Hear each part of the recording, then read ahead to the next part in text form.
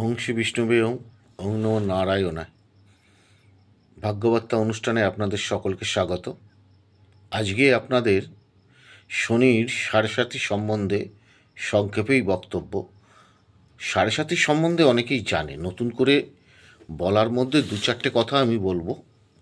আর সাড়ে সাতি সম্বন্ধে অবগত অনেক মানুষই আছে। এখন মানুষের মুখে মুখে যখনই খারাপ সময় যায় তখনই বলে, এই তোর শনির সাড়ে সাতি চলছে কি না দেখ। কথাটার যুক্তি আছে, যুক্তি ছাড়া কোনো কথাই হয় না, সব কথারই মানে আছে। তবে একটা জিনিস আমি আপনাদের জানাই, শনির সাড়ে সাতির মধ্যে মানুষকে কিন্তু শনিদেব মারেন না, প্রচণ্ড ভোগান্তি দেয়, ঋণ করিয়ে দেয়, অর্থনৈতিক অবস্থা খারাপ করিয়ে দেয়, আপনার প্রিয়জনের থেকে আপনাকে দূরে সরিয়ে দেয়, বঞ্চিত করে দেয়, মৃত্যুযোগও সূচিত হয়। তো এখানে দেখতে হবে শনির অবস্থানটা কোথায় রয়েছে। সব থেকে ভাইটাল হচ্ছে আমাদের শনি গ্রহের অবস্থানের ওপর আপনার সাড়ে সাতি অশুভ প্রভাবটা নির্ভর করবে। যেমন কুম্ভ রাশির সাড়ে সাতি আলাদা হবে, মকর রাশির সাড়ে সাতি একটু আলাদা হবে, তুলা রাশির সাড়ে সাতি একটু আলাদা হবে। আমি ওভারঅল দেখেছি মকর, তুলা এবং কুম্ভ, এই তিন রাশির শনির অশুভ প্রভাবটা আনে, কিন্তু অনেকটা কম আনে। আমি কুম্ভ রাশির সরকারি চাকরি পেতেও দেখেছি, সাড়ে সাতির মধ্যে বিবাহ হতেও দেখেছি।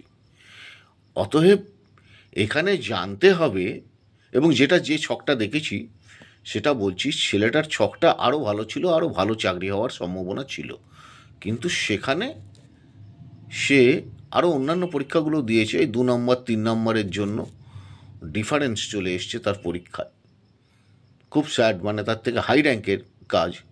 তো যাই হোক, এটাও কিন্তু একটা শনির অশুভ প্রভাব। এটা কিন্তু কুম্ভ রাশির কথা আমি বলছি। মকর রাশি ঋণ হতেও দেখেছি, এবং আমার কাছে এসে একটা ছেলে যখন চোখের জল ফেলে তখন বুঝতে হবে যে সে কতটা দুঃখে চোখের জলটা পড়ছে। তো সেটাও কিন্তু শনির সাড়ে সাতির মধ্যেও আমি দেখেছি। এখানে মেন নির্ভর করবে শনির অবস্থান, ষষ্ঠ, অষ্টম, দ্বাদশ, দ্বিতীয়, তৃতীয়, চতুর্থ। ফলাফল কিন্তু খুবই বাজে দেবে। লগ্ন থেকে যাদের দ্বিতীয়, তৃতীয়, ষষ্ঠ, সপ্তম, অষ্টম, দ্বাদশ শনি অবস্থান করে, যেসব জাতক বা জাতিকার, তাদের ক্ষেত্রে শনি সাড়ে সাতি চলাকালীন অশুভ প্রভাব নিয়ে আসে। এইবার একটা জিনিস আমরা হয়তো বুঝতে পারি না, যে শনির সাড়ে সাতিটা আমাদের কতটা ডিস্টার্বের মধ্যে ফেলবে। সেটা নির্ভর করবে আপনার দশা অন্তর্দশার ওপরে। সেই দশা যদি আপনার ভাগ্যপতির দশা থাকে, তাহলে হয়তো খানিকটা এফেক্ট নিয়ে আসবে, খারাপ অশুভ প্রভাব নিয়ে আসবে, কিন্তু পুরো আনতে পারবে না।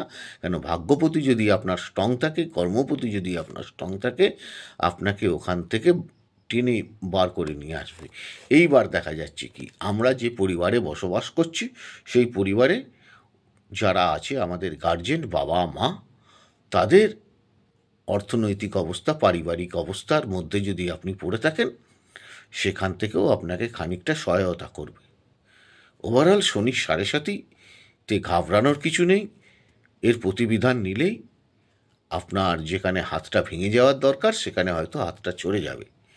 খানিকটা, বেশ খানিকটা অশুভ প্রভাব আমরা রুখে দিতে পারি। শনির সাড়ে সাতির মধ্যে শনির কবচ পাঠ করতে পারেন। শনির সাড়ে সাতির মধ্যে বজরংবলীর যে চালিসা আছে, সেই চালিসাটা পাঠ করা যায়। শনির সাড়ে সাতির মধ্যে সংকট মোচন বলে একটা স্তোত্র আছে। শনির সাড়ে সাতির মধ্যে আপনি শনি কবচম ধারণম, নবগ্রহ কবচও ভালো কাজ করে। শনি সাড়ে সাতির মধ্যে শনি অশুভ প্রভাব কাটানোর বন্দোবস্ত আছে, সেই ক্রিয়াগুলোও করা যায়। গঙ্গার ধারে করতে হয় বা কোনো মন্দিরে করা যায়, বিভিন্ন রকম ক্রিয়া আছে। অনেক সময় দানের মধ্যে খানিকটা অশুভ প্রভাব কাটে। শনিগ্রহ মানুষকে তো মারে না, প্রচণ্ড ভোগান্তি দেয়। আবার এই শনিগ্রহ যদি অশুভ গ্রহের সঙ্গে যুক্ত হয়, তখন কিন্তু আরও মারাত্মক অশুভ ফল প্রদান করে থাকে আমাদের জীবনে, জাতক জাতিকার জীবনে। তো যাই হোক, আপনাদের বলার উদ্দেশ্য শনির 7.5 মধ্যে শনি আপনার যেখানে অবস্থান করুক না কেন, সেই জায়গাটাকে প্রথমে আগে ইন্ডিকেশন করে মার্ক করতে হবে যে এটা কোন জায়গা আর কোন দশা আমরা পেতে চলেছি, বর্তমান ভোগ করতে চলেছি। সবটাই নির্ভর করবে, আমি প্রথম থেকেই একই কথা বলি সবাইকে, আপনার হরস্কোপই আপনার কথা বলবে যে আপনি কতটা কষ্ট পাবেন, কতটা সুখ পাবেন, কতটা আনন্দ পাবেন, কতটা অর্থ জমাতে পারবেন, পরিবারের জন্য কতটা করতে পারবেন, সমাজের জন্য কতটা করতে পারবেন, সব কিছুই আপনার লুকিয়ে রয়েছে ওই হরস্কোপের উপরে। আপনারা হরস্কোপগুলো সঠিক বিচার্য করে তার প্রতিবিধান নিন, নিশ্চয়ই ভালো থাকবেন। ভালো থাকার জন্যই তো জ্যোতিষশাস্ত্র। জ্যোতিষশাস্ত্রটা তৈরি হয়েছে কী জন্য? আমাদের অশুভ প্রভাব থেকে যাতে আমরা মুক্ত হতে পারি, সেই জন্যই এই জ্যোতিষশাস্ত্রটা তৈরি হয়েছে। খুব ভালো করে চিন্তা করে দেখুন, এটা তো আমার পূর্বপুরুষ বা আপনাদের কোনো পূর্বপুরুষ তৈরি করেনি, স্বয়ং ঈশ্বর মুখ নিঃসৃত বাণী।